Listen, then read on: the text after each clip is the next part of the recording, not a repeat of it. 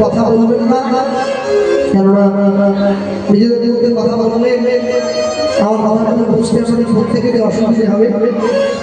আজ থেকে 540 বছর পূর্বে কলিকালের মাটিতে শ্রীকৃষ্ণ চৈতন্য মহাপ্রভু শুভ আবির্ভাব। কথার সময় মানুষের দরজায়, মানুষের সাজে, মানুষের বেশে ভগবান গিয়ে দাঁড়িয়েছেন মানুষের সম্মুখে। প্রণব কলিযুগ সর্বযুগ সার, হরিনাম সংকীর্তন যাহাতে প্রচার। আজ যেমন ভগবানের কথা শুনবার জন্য সকলে ছুটে এসেছেন, যেদিনকে ভগবানের জন্ম হয়েছিল নবদ্বীপে, তাকে দেখবার জন্য সকলে ছুটে গিয়েছিল। জীবলিপ্ত কৃষ্ণ দাস ইহা ভুলি গেল, মায়া পিশাচি জীবে গলেতে বাঁধিল। মানুষের দরজায়, মানুষের সাজে, মানুষের বেশে ভগবান গিয়ে দাঁড়িয়েছেন। জীবলিপ্ত কৃষ্ণ দাস ইহা ভুলি গেল, মায়া পিশাচি জীবের গলেতে বাঁধিল।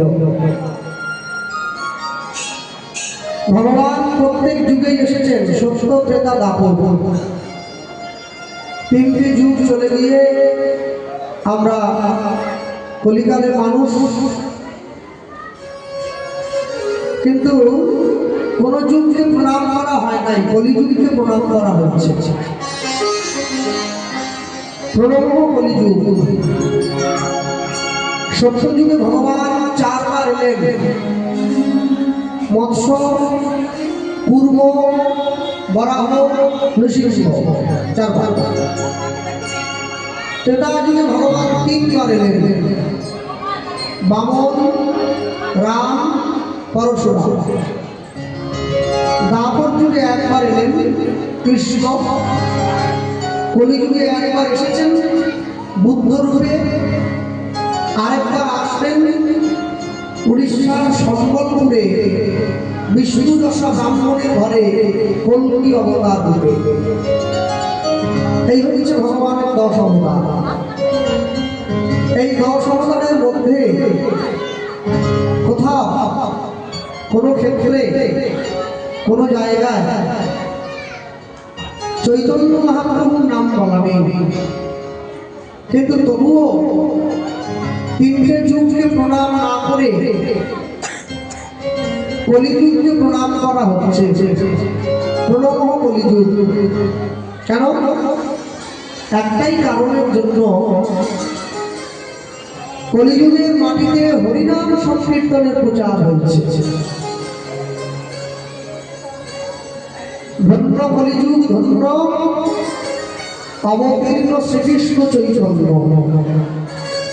এই জন্যে এই 3 যুগকে বাদ দিয়ে কলিযুগকে প্রণাম করা হলো, যেই যুগে হরিনাম সংকীর্তনের প্রচার করা হচ্ছে।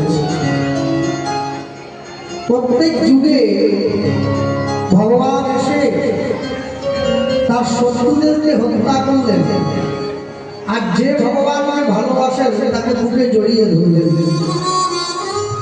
মনে রাখবেন, পৃথিবীতে ভগবানকে ভালোবাসতে গেলে একটা যোগ্যতার দরকার হয়। সব কাজে একটা যোগ্যতা লাগে। ভালো গান গাইতে গেলে ভালো গলার দরকার হয়, এটা যোগ্যতা। ভালো লেখাপড়া করতে গেলে ভালো ব্রেন বুদ্ধির দরকার, এটাও যোগ্যতা। ভালো খেলাধুলা করতে গেলে গায়ে একটু শক্তি দরকার হয়, এটাও যোগ্যতা। পশ্চিমবঙ্গে বেকার হতে গেলেও যোগ্যতা দরকার। মাধ্যমিক পাস করতেই হবে, নাহলে আপনি পয়সা পাবেন না। 8-9 পর্যন্ত পড়ে পয়সা পাবেন নাকি? মাধ্যমিক পাস, তারপরে আপনি ফর্ম ফিল আপ করবেন, তবে তো পয়সা। তাহলে যেখানে সমস্ত কাজের জন্য একটা করে যোগ্যতার দরকার হয়, সেখানে ভগবানকে ভালোবাসতে গেলে একটা যোগ্যতার দরকার হয়। সেই ভালোবাসাটা বাঁচতে গেলে যোগ্যতা হলো একটা ভালো মনের দরকার। ভালো মন যা থাকবে, সেই জন্য ভগবানকে ভালোবাসা পারবে। আর ভালো মন যা না থাকবে, সে যতই কিছু করুক না কেন, যতই মালা তিলক করুক, যতই হুদি পাঞ্জাবি করুক, যতই হরি হরি হরি হরি করুক না কেন, কোনো লাভ হবে না কেন, মনটা তো ভালো নয়। হ্যাঁ, এই যে মায়েরা বসে আছে, বাড়িতে বাথরুমটা যত সুন্দর করে সাজানো হোক না কেন, 1000 টাকা 2000 টাকা জলের ট্যাপ লাগালেও, দামি শেষ পাথর বসালেও, রাত্রিবেলা খাওয়া দাওয়া করে বাথরুমে গিয়ে লোক ঘুমায় না। ঘুমানোর জন্য একটা আলাদা ঘর আছে, শোয়ার ঘর, সেই ঘরে গিয়েই সবাই ঘুমোয়। ঠিক তেমনি যত দামি বাথরুম হোক সেখানে যেমন ঘুমানো যায় না, তেমনি যত দামি পোশাক হোক, মন যদি ভালো না হয় সেখানে কোনোদিন ভগবান থাকতে পারবেন না। এই জন্য মনটাকে ভালো করতে হয় সবার আগে।